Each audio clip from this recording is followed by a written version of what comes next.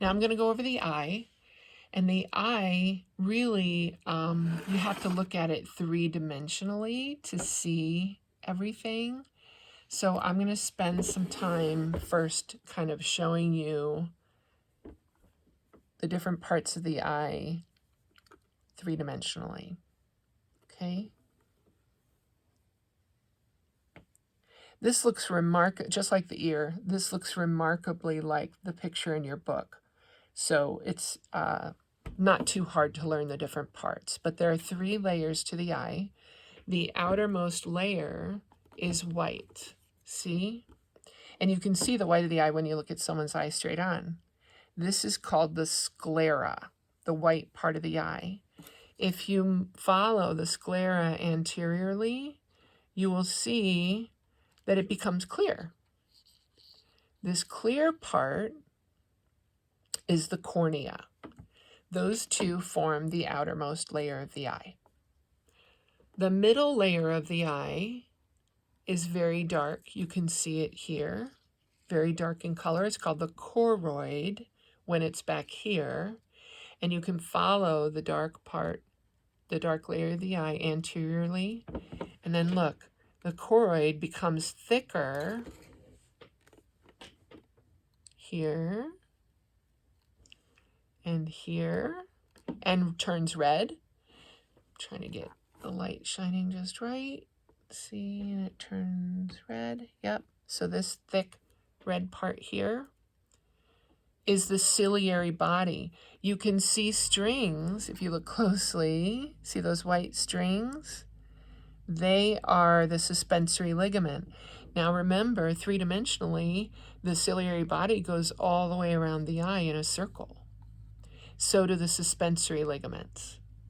And you can see them a little bit here, these strings, and it goes all the way around the eye.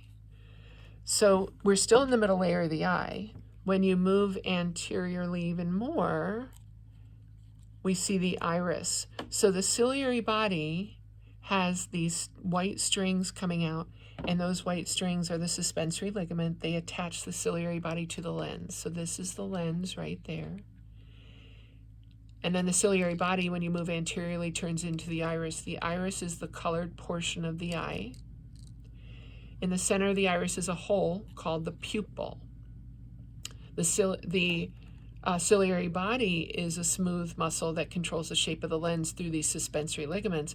The iris is a smooth muscle that controls the size of the pupil and therefore regulates the amount of light coming into the eye. So the pupil will get big when the iris relaxes, and that allows more light into the eye in dim light, and then it'll constrict to allow less light into the eye in bright light. Okay? The space between the cornea and the iris is called the anterior chamber, and it's filled with not cerebrospinal fluid, aqueous humor. And then the posterior part of the eye is filled with the vitreous body. So this is supposed to represent the vitreous body, which is a thick gelatinous sort of a liquid that holds the eyeball out. And it also holds the third layer of the eye, the retina. This white area here with all the blood vessels in it, this is the retina. And you can hopefully imagine the vitreous body pushing on the retina and keeping it attached to the choroid. And then if the eyeball is cut and the vitreous body leaks out, then the retina may fall away from the choroid, in which case you would have a detached retina. In the rear of the retina, you can see a yellow spot.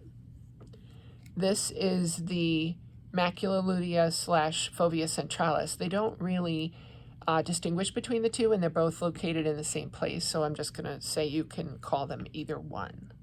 Fovea centralis or macula lutea or both. That is here, and it's directly in the back of the eye, so light passes through all these structures and then will hit the fovea centralis.